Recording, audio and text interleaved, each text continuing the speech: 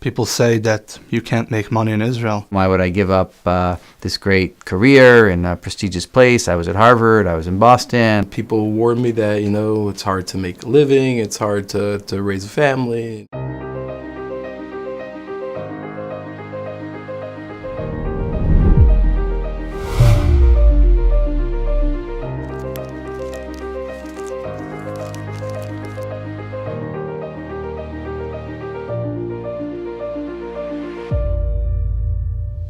My name is David Dykman. I work as a program manager for Microsoft. I'm an entrepreneur. Corporate lawyer in Tel Aviv. Network engineer. I'm a handyman. I'm a business owner here in Israel. Pediatrician. An appliance repairman. I run a U.S. and Israeli accounting firm. I'm a programmer. I took a bit of a different approach. I just said, we know that a person's Parnassah is kavua for him on Rosh Hashanah. Hashem is there with him.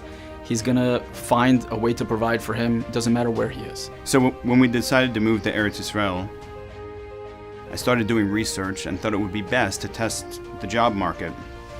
And so I started applying through LinkedIn and Glassdoor online. There's a lot of people that believe before they come they're going to do something.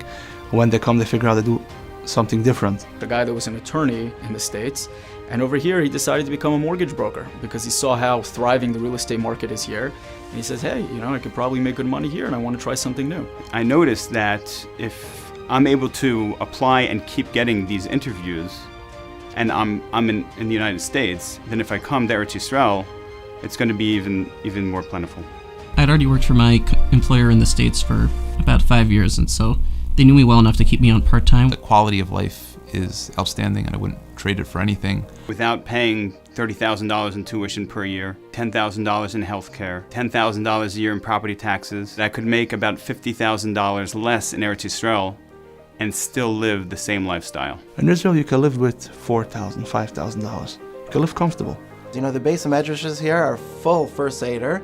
Because of the time difference, they're able to learn a full first Seder and then work a regular 8-hour day starting at 1 o'clock. A lot of people here don't have their siblings or their parents here, and they sort of adopt a new family around them, whether it's neighbors or people they daven with. What's amazing is that I think we've fast-forwarded through time because of COVID, and it's now possible to take your high-tech job and work from home. The world is open today, everything is online. And now I know on the Microsoft campus, even when I started there about 4 years ago, it was really rare to see someone who looked remotely like me, and now it's much more common. I think in the building we have profession, there's an endless amount of work in every aspect, in plumbing, electricity, and handiwork. That mentality of startup nation really exists here, where people are willing to try new things, willing to give you a chance. However you're supporting your family abroad, there's a good chance that there are families in Israel who made the jump and are making it work. So you have to have that confidence to speak with those people. And there's probably not one, there's probably tens of families or hundreds of families. And as long as someone wants to make something work out, it's like anything. When there's a will, there's a way. At the end of the day, you're with fellow Jews, and we get along.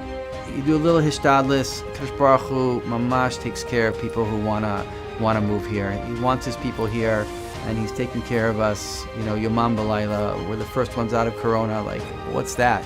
How many countries in the world? And also people feel that we are getting closer to the time that we anyways going to come. There's clear hashgacha pratis in Eretz Yisrael that you don't see anywhere else.